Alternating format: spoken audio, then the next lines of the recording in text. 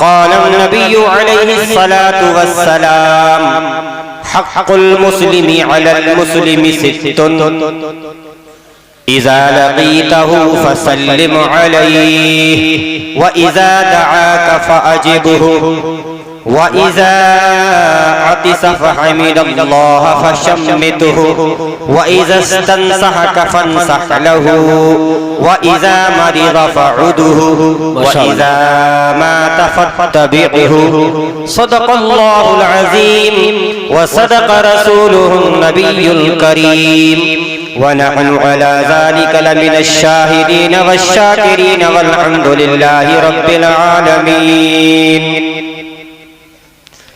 آئیے حضرات، سب سے پہلے حضور آفتاب رسالت، مہتاب نبوت، کونین کی زینت، غم گسار امت، صاحب شریعت، مالک جنت، محسن انسانیت، کونین کے مختار، دونوں عالم کے تاجدار، حضرت عبداللہ کے نور نظر، شیر خدا کے برادر، عمر و عثمان کے رہبر، رفیق ابو بکر، حضور احمد مجتبی محمد مصطفیٰ صلی اللہ تعالی علیہ وسلم کی بارگاہ بے کس پناہ میں جھوم جھوم کر بآواز بلند ترانے درود و سلام پیش کریں. پڑھیں اللہم صلی علی سیدنا و مولانا محمد وعلی آل سیدنا و مولانا محمد وبارک وسلم صلاۃ و سلام علیک یا رسول اللہ یا نبی اللہ یا حبیب اللہ صلی اللہ تعالی علیہ وسلم. مجھ سے پیشتر حضرت علامہ مولانا مرتضی صاحب نے، محمد مرتضی صاحب نے بہت اصلاحی بیان انہوں نے کیا اور ہم نے سماعت کیا، اور قاری صاحب نے ان کے بعد بہت اچھی نعتیں پڑھی اور ہم نے سماعت کی. اولیاء کرام کے تعلق سے آپ نے بہت کچھ سنا. میں آپ کو امام الانبیاء، فخر کون و مکان، سیاح لا مکان، محمد صلی اللہ تعالی علیہ وسلم کی میں نے جو حدیث پڑھی ہے، بس بہت تیزی کے ساتھ جو میں نے ایک آیت کریمہ پڑھی، تھوڑی سی وضاحت کرتے انشاءاللہ میں بہت جلد آپ کے سامنے سے رخصت ہو جاؤں گا. اور میری آپ سے گزارش ہے، جو ہم نے بریلی شریف سے ایک عظیم خطیب بلوایا ہے، انشاءاللہ آپ اس کو سنے بغیر نہیں جائیں گے. کہیے انشاءاللہ. کوئی جائے گا تو نہیں؟ مجمع میں ماشاءاللہ دو چار لوگ ایسے ہیں بہت ذوق اور شوق سے وہ سنتے ہیں. اللہ تعالیٰ ان کا یہ حوصلہ سلامت رکھے. بہت اچھے اشعار آپ نے برادر صغیر حافظ و قاری مولوی نقیب اہل سنت شعیب رضا رامپوری سے سنے. 3 شعر آپ حضرات کی سماعتوں کی دہلیز تک میں پہنچا رہا ہوں، محبت سے ملاحظہ کریں. جی جی حضرت ماشاءاللہ. شاعر کہتا ہے چلتے ہیں دبے پاؤں کوئی جاگ نہ جائے. جی جی بے شک. چلتے ہیں دبے پاؤں کوئی جاگ نہ جائے، غلامی کی اسیروں کی یہی خاص ادا ہے. جی جی.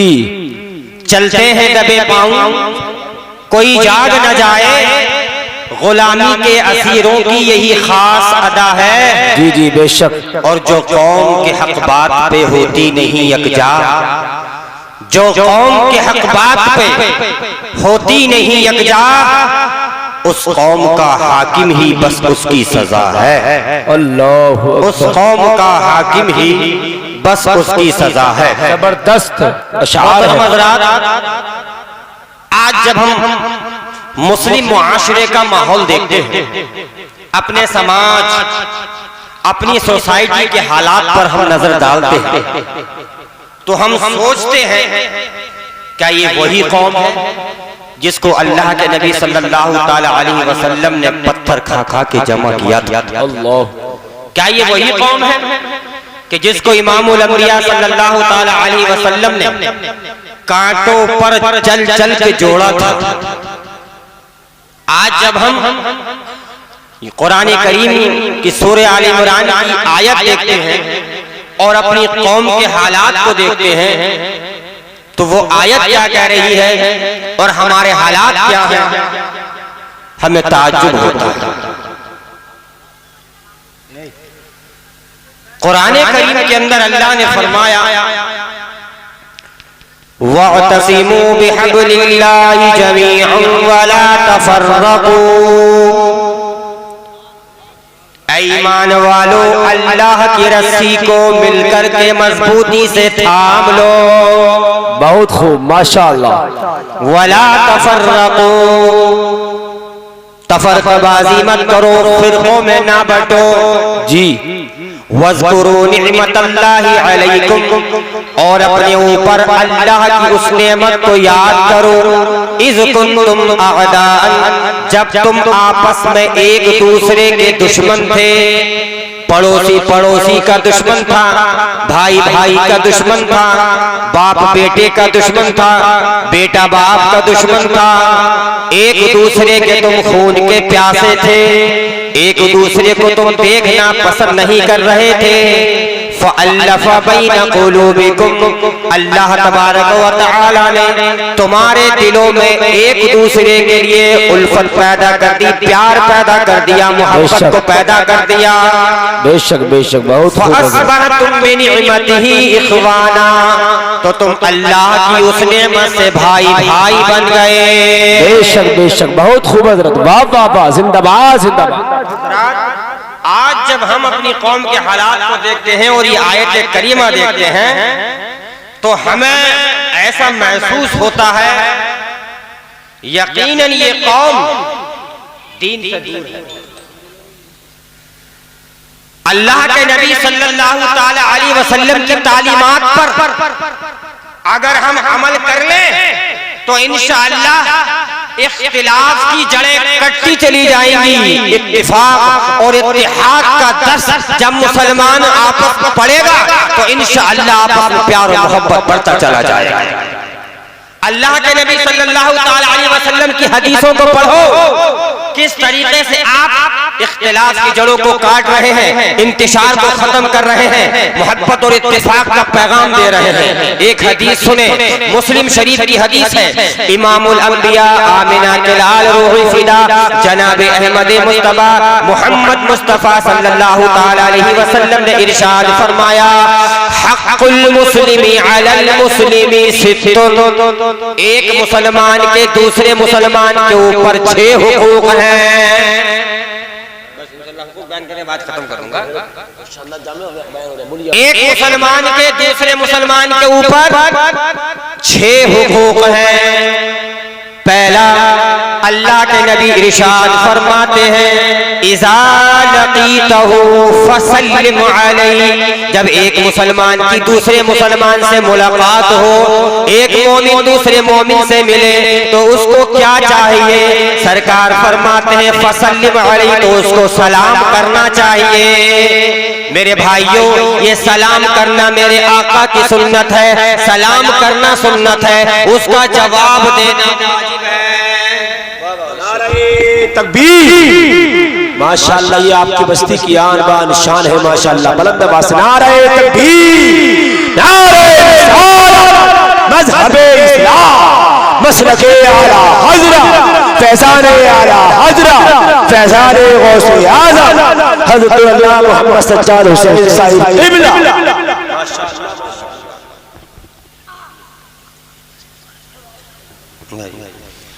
اذا لقیتہ فسلم علیہ، جب ایک مسلمان کی دوسرے مسلمان سے ملاقات ہو تو اس کو سب سے پہلے سلام کرنا چاہیے.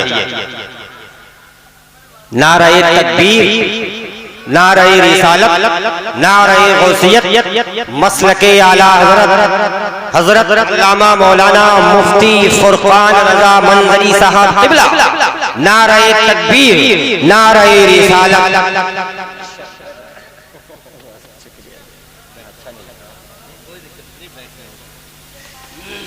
ادھر آ جاؤ، درود پاک پڑھ لیں. اللہم صلی علی سیدنا مولانا محمد وبارک وسلم صلاۃ و سلام علیک یا رسول اللہ یا نبی اللہ یا حبیب اللہ. اللہ نے، میں سنتا رہتا ہوں، اللہ نے ان کو وہ حافظہ، وہ علم عطا فرمایا ہے کہ سننے والے رشک کرتے ہیں. الحمدللہ آج بنگال، اڑیسہ، جھارکھنڈ، بہار، उत्तर प्रदेश छोड़िए पूरे मुल्क हिंदुस्तान का बहुत तेजी के साथ अजीजम बिरादर सगीर मुफ्ती मोहम्मद फुरकान रज़ा साहब ये सफर कर रहे हैं, दीन की खिदमत कर रहे हैं। अल्लाह ताला इनसे दीन इस्लाम की और ज्यादा खिदमत ले, अल्लाह इनको ये हौसला और जज्बा अता फरमाए। इंशाअल्लाह बहुत तेजी के साथ मैं आपके सामने रुखसत होऊंगा।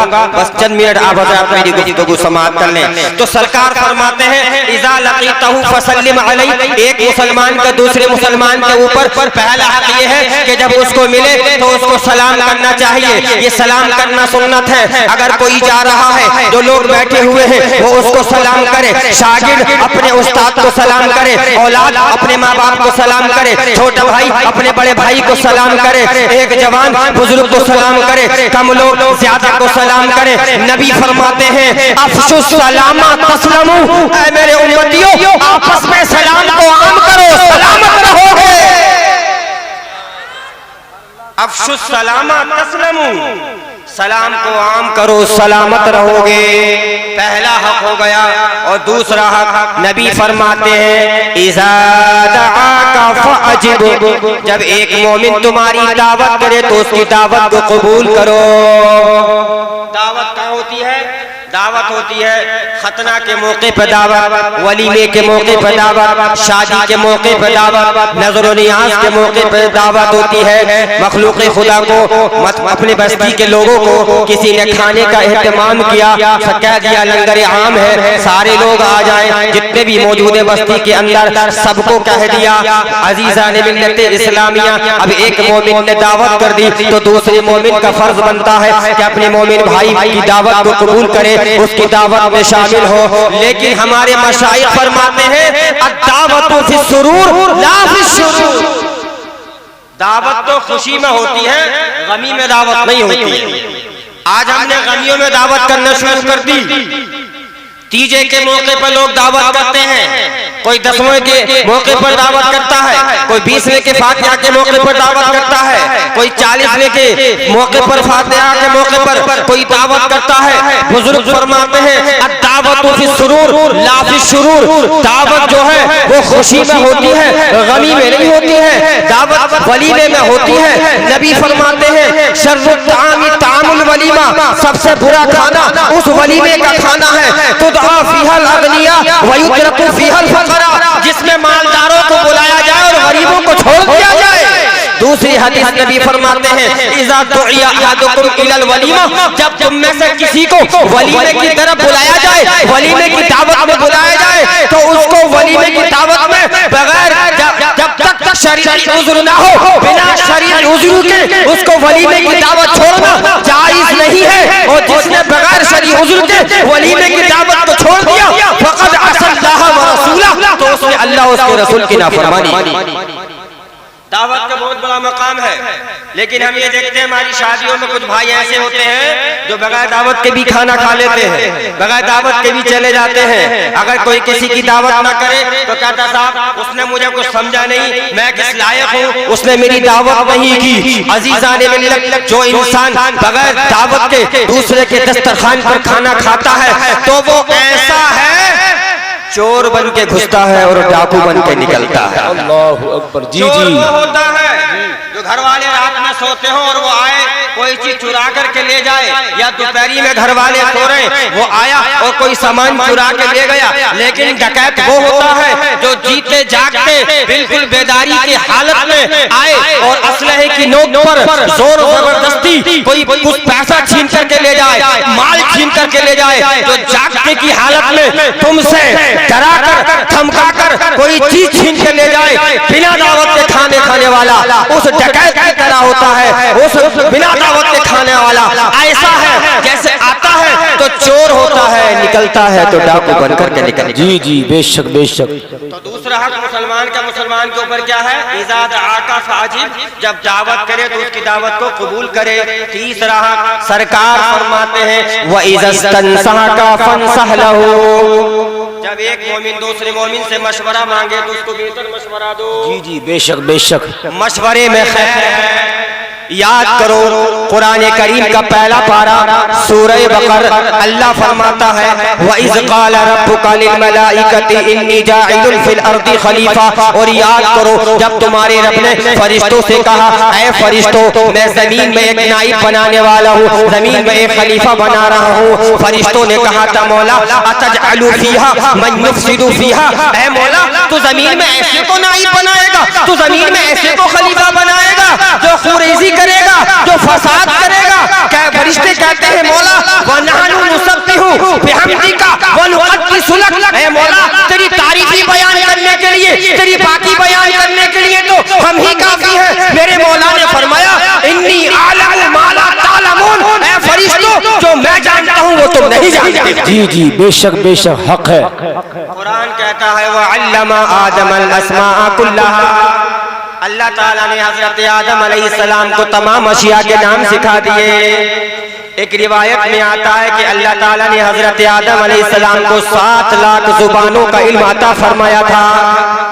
ہم تو پوری اردو بھی نہیں جانتے، ہم ہندی بھی نہیں جانتے، ہم پوری انگلش بھی نہیں جانتے، ہم عربی بھی نہیں جانتے۔ کوئی اردو بولتا ہے، کوئی ہندی بولتا ہے، کوئی انگلش بولتا ہے، کوئی ملیالم بولتا ہے، کوئی پنجابی بولتا ہے، کوئی سنسکرت بولتا ہے، کوئی ٹچ بولتا ہے، کوئی چینی بولتا ہے، کوئی جاپانی بولتا ہے۔ ہم کچھ بھی نہیں جانتے، لیکن اللہ نے اپنے پیارے نبی حضرت آدم علیہ السلام کو 7 لاکھ زبانوں کا علم عطا فرمایا تھا۔ مفسرین اکرام فرماتے ہیں یہاں تک کہ چھوٹے پیالوں اور بڑے پیالوں کا علم اللہ نے حضرت آدم علیہ السلام کو دے دیا۔ ان تمام اشیاء کو فرشتوں کے سامنے پیش کیا۔ اللہ نے فرمایا اے میرے فرشتوں تم اعتراض کر رہے ہو، اے اللہ تو ایسے کو نائب بنائے گا، ایسے کو خلیفہ بنائے گا جو فساد کرے گا، خوریزی کرے گا۔ اے میرے فرشتوں انبئونی باسماء ہؤلاء ان کنتم صادقین، میرے آدم نے تمام اشیاء کے نام گنا دیے۔ اے فرشتوں تم سچے ہو تو تم گنا کر کے دکھاؤ۔ جی جی بے شک بہت خوب، زندہ باد زندہ باد۔ تم خبر دو۔ تو حضرات اللہ نے حضرت آدم علیہ السلام کو خلیفہ بنانا چاہا تو فرشتوں سے مشورہ کیا۔ اللہ نے مشورہ کیوں کیا؟ مشورہ وہ کرتا ہے جو کمزور ہو، جو عاجز ہو، جو تھک جائے، جو بیمار ہو جائے، جس کو اونگ آئے، جس کو نیند آئے، جو کام کر نہ سکے، اپنا نائب وہ کرتا ہے۔ اللہ تو ان عیبوں سے پاک ہے۔ اللہ نے فرما دیا اللہ لا الہ الا هو الحی القیوم، اللہ کی ذات وہ ذات ہے جو کسی کا محتاج نہیں ہے، جس کے پاس جو کچھ ہے سب کچھ اللہ کا دیا ہوا ہے۔ اس نے سب کو سب کچھ دیا لیکن اللہ کو کسی نے کچھ نہیں دیا۔ جی بے شک حق ہے، بے شک بہت خوب۔ نبیوں کو نبوت دی تو اللہ نے دی، رسولوں کو رسالت دی تو اللہ نے دی، بادشاہوں کو بادشاہت دی تو اللہ نے دی، دولت مندوں کو دولت دی تو اللہ نے دی، عقل مندوں کو عقل دی تو اللہ نے دی، عالموں کو علم دیا تو اللہ نے دیا، حسینوں کو حسن دیا تو اللہ نے دیا، فرشتوں کو نور مخلوق بنایا تو اللہ نے بنایا، جنوں کو آگ سے پیدا فرمایا تو اللہ نے پیدا فرمایا۔ جی بے شک حضرت بہت خوب ماشاءاللہ۔ تو فرشتوں سے اللہ نے مشورہ کیوں فرمایا؟ اس لیے کہ اے میرے فرشتوں جو میں اپنا نائب اپنا خلیفہ بنا رہا ہوں، فرشتوں سے مشورہ کرنے کا مقصد یہ تھا تاکہ تمام ملائکہ میں آدم علیہ السلام کا مقام ظاہر ہو جائے کہ اے فرشتوں جو میں اپنا خلیفہ بنا رہا ہوں اس کا مقام اس کا مرتبہ تم سے زیادہ ہو۔ جی بے شک۔ بڑائی ظاہر کرنے کے لیے فرشتوں کے اللہ تبارک و تعالی نے مشورہ فرمایا۔ قرآن کریم کا 4تھا پارہ سورہ آل عمران، اللہ نے فرمایا وَشَاوِرْهُمْ فِي الْأَمْرِ، محبوب امور میں معاملات میں صحابہ کرام سے مشورہ کر لیا گیا۔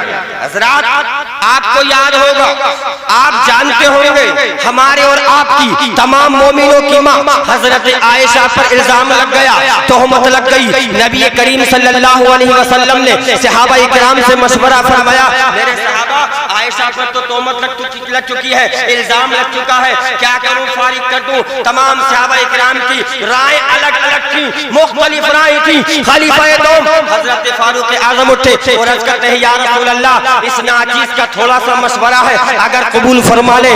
فرمایا عمر کیا مشورہ ہے؟ حضرت عمر عرض کرتے ہیں یا رسول اللہ آپ یہ ارشاد فرمائیے کہ حضرت عائشہ سے نکاح آپ کی مرضی سے ہوا ہے کہ اللہ کی مرضی سے ہوا ہے؟ جی تو سرکار نے فرمایا نہیں، وہ تو اللہ کی مرضی سے ہوا ہے۔ حضرت جبریل کپڑے پر میرے سامنے حضرت عائشہ کی تصویر لے کر کے آئے تھے۔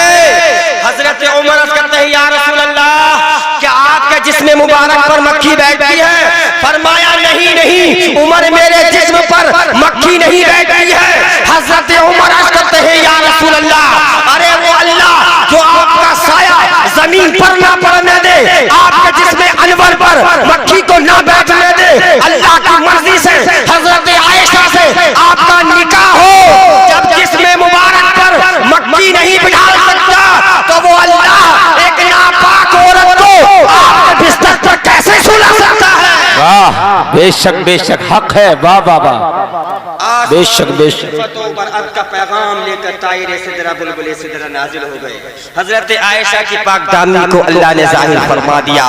تو میرے عزیزوں، میں حدیث پڑھ رہا تھا، سرکار فرماتے ہیں وَإِذَا اسْتَنْصَحَكَ فَانصَحْ لَهُ، جب ایک مسلمان دوسرے مسلمان سے مشورہ لے تو اس کو بہتر مشورہ دینا چاہیے۔ چوتھا حق اللہ کے نبی فرماتے ہیں وَإِذَا حَدِّثَ فَحَمِدَ اللَّهَ فَشَمِّتْهُ، جب ایک مسلمان کو چھینک آئے اور وہ الحمدللہ کہے تو جواب میں یرحمک اللہ کہنا چاہیے۔ پانچواں حق نبی فرماتے ہیں وَإِذَا مَرِضَ فَعُدْهُ، جب ایک مسلمان بیمار پڑ جائے، مریض ہو جائے تو دوسرے مسلمان کا حق یہ ہے کہ اس کی عیادت کرے، اس کی حال چال معلوم کرے، اس کی خیریت لے۔ عزیزان محترم، عیادت کرنے کا، مریض کی حالات معلوم کرنے کا، مریض کی تیمارداری کرنے کا، اس کی پاس پوچھ کرنے کا اتنا بڑا ثواب ہے، اتنی بڑی فضیلت ہے۔ سرکار فرماتے ہیں جب ایک مسلمان مریض کی عیادت کرنے کے لیے جاتا ہے، اگر صبح کو جاتا ہے تو شام تک، شام کو جاتا ہے تو صبح تک، اللہ کا 70,000 فرشتے اس کے لیے مغفرت کی دعا کرتے ہیں۔ واہ واہ واہ واہ، نعرہ تکبیر، نعرہ رسالت، مذہب اسلام، مسلک اعلی حضرت۔ چھٹا اور آخری حق وَإِذَا مَاتَ فَاتَّبِعْ، جب ایک مسلمان کا انتقال ہو جائے تو اس کے جنازے میں اس کو شامل ہونا چاہیے۔ حضرات، آج لوگ تفصیل نہیں بتاؤں گا، وقت بہت مختصر ہے۔ سرکار فرماتے جو مسلمان اپنے مردہ بھائی کو، اپنے جس کا انتقال ہوا ہے، اس کو غسل دیتا ہے، اس کو کفن پہناتا ہے تو اس کو ایک قیراط ثواب ملتا ہے۔ صحابہ نے عرض کیا یا رسول اللہ ایک قیراط کتنا ہوا؟ فرمایا اپنے مرے ہوئے، اپنے مردہ بھائی کو غسل دینے والے کو اللہ ایک احد پہاڑ کے برابر ثواب عطا فرماتا ہے۔ غسل بھی دیا، اس کی تجہیز و تقسیم میں شامل ہوا، نماز جنازہ پڑھی، اس کے لیے مغفرت کی دعا کی تو اللہ اس کو 2 احد پہاڑ کے برابر ثواب عطا فرماتا ہے۔ جی جی، بے شک بے شک۔ تو یہ 6 حق ہیں، اگر ہم اس پر عمل کر لیں تو انشاءاللہ ہمارے درمیان آپ سے محبت، آپ سے پیار، الفت، انسیت اور اتفاق انشاءاللہ ضرور پیدا ہو جائے گا۔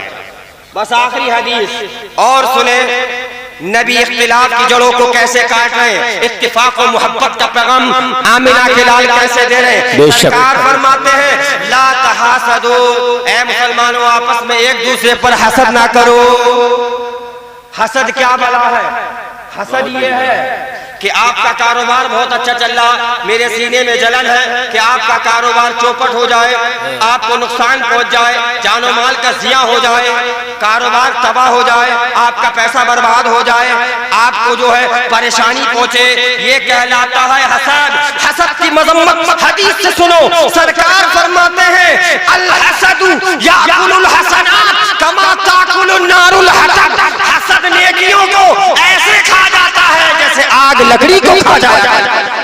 جی جی جی جی، بے شک۔ حسد جائز نہیں ہے، رشک جائز ہے، جس کو حدیث میں غبطہ کہا گیا۔ رشک یہ ہے کہ آپ کا بیٹا حافظ قرآن بن گیا، میں دعا کروں کہ اللہ اس کا بیٹا حافظ قرآن بن گیا، اللہ میرے بیٹے کو عالم دین بنا دے۔ آپ کا بیٹا عالم دین بن گیا، میں دعا کروں اللہ میرے بیٹے کو وقت کا جو ہے مفتی بنا دے۔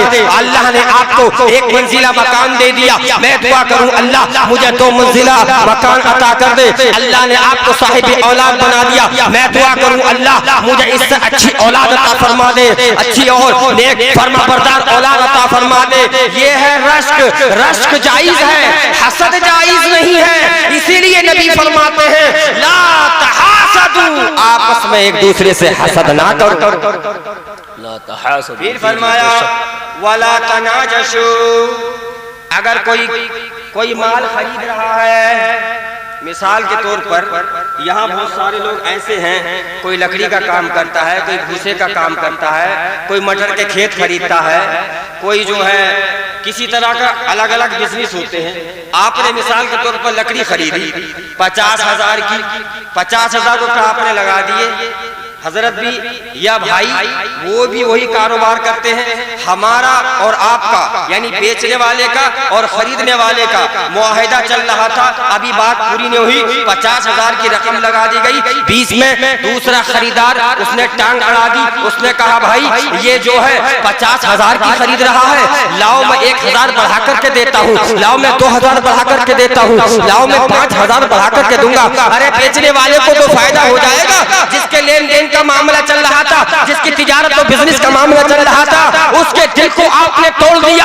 اس لیے نبی فرماتے ہیں جب دو لوگ آپس میں خرید و فروخت کی باتیں کریں تو تم آڑے نہ آؤ، دوسرے کے مال پر بیع نہ کرو، جب دونوں کا معاملہ جب تک صاف نہ ہو جائے تم خریداری کی بات نہ کرو۔ جی جی بے شک بے شک۔ تیسری بات سرکار فرماتے ہیں ولا تباغضوا، آپس میں ایک دوسرے سے بغض نہ رکھو، حسد نہ رکھو، کینہ نہ رکھو، جلن نہ رکھو۔ چوتھی بات سرکار فرماتے ہیں ولا تدابروا، اگر کسی بات کو لے کر تمہارے درمیان اختلاف ہو جائے، معمولی جھگڑا ہو جائے، جب ایک مسلمان دوسرے مسلمان سے ناراض ہو جائے، جب راستے میں ملے، ان کو چاہیے کہ دونوں منہ آمنے سامنے کرنے، پیٹھ پھیر کر ایک دوسرے سے نہ نکلے۔ سرکار فرماتے ہیں جب دو مسلمان آپس میں ایک دوسرے سے ناراض ہو جاتے ہیں تو سب سے پہلے خدا کی رحمت کا حقدار وہ ہے جو پہلے چلانا۔ بے شک بے شک، بہت خوب، بہت اچھا پیغام ہے۔ جی جی بے شک۔ کرتا ہے لیکن آج ہمارے اندر کیا ہے؟ میں نے آیت پڑھی تھی وَاعْتَصِمُوا بِحَبْلِ اللَّهِ جَمِيعًا، مل کر کے اللہ کی رسی کو تھام لو، مضبوطی سے اللہ کی رسی کو تھام لو۔ اللہ کی رسی کیا ہے؟ اللہ کی رسی قرآن ہے، اللہ کی رسی اللہ کے رسول کے حدیث ہے، قرآن و سنت کا طریقہ ہے، یہ ہے اللہ کی رسی۔ عزیزان محترم بس آخری بات، آج ہمارے اندر اختلاف پایا جاتا ہے، انتشار پایا جاتا ہے، معمولی باتوں پر ہم ایک دوسرے سے ناراض نظر آتے ہیں۔ سرکار فرماتے ہیں اے مسلمان تیری شان تو یہ ہونا چاہیے المؤمن للمؤمن کالبنیان، مومن ایک مومن دوسرے مومن کے لیے بلڈنگ کی طرح ہوتا ہے، عمارت کی طرح ہوتا ہے۔ کیسے؟ یشد بعضہ بعضا، بلڈنگ کا ایک حصہ، عمارت کا ایک حصہ دوسرے حصے کو مضبوط کرتا ہے، ایک مٹیریل دوسرے مٹیریل کو مضبوط کرتا ہے، ایک اینٹ جب دیوار میں چنی جاتی ہے، جب مسالہ لگتا ہے تو وہ اس کو مضبوط کرتا ہے۔ مسلمان کے لیے بلڈنگ کی طرح ہونا چاہیے، عمارت کی طرح ہونا چاہیے۔ اور مومن کی مثال سرکار نے ارشاد فرمائی کما سلل سائر الجسد، پورے جسم کی طرح ہے۔ جب مومن کو فیور لگ جائے، بخار آ جائے، اس کے پیر میں کانٹا چبھتا ہے تو تکلیف پورے بدن کو ہوتی ہے، دل پہ احساس ہوتا ہے۔ مومن کا مومن کے لیے دل میں ہمدردی اور محبت کا وہ جذبہ ہونا چاہیے کہ چوٹ لگے ایک مسلمان کو تکلیف ہو، ایک مسلمان کو احساس ہونا چاہیے سارے مسلمان۔ جی جی بے شک بے شک۔ لیکن آج ہمارے اندر یہ چیز نہیں ہے، آج ہم ایک دوسرے سے برسر پیکار، آج ایک دوسرے سے ناراض، معمولی باتوں پر کہا سنی ہو رہی ہے۔ آج اتفاق نام کی چیز ہمارے درمیان سے نکل چکی ہے۔ ایک ہو جائیں تو بن سکتے ہیں خورشید مبین، ورنہ ان بکھرے ہوئے تاروں سے کیا بات۔ ہمیں تارے نہیں بننا ہے، ہمیں سورج۔ پیارے وہ کردار پیش کرو، وہ انداز پیش کرو۔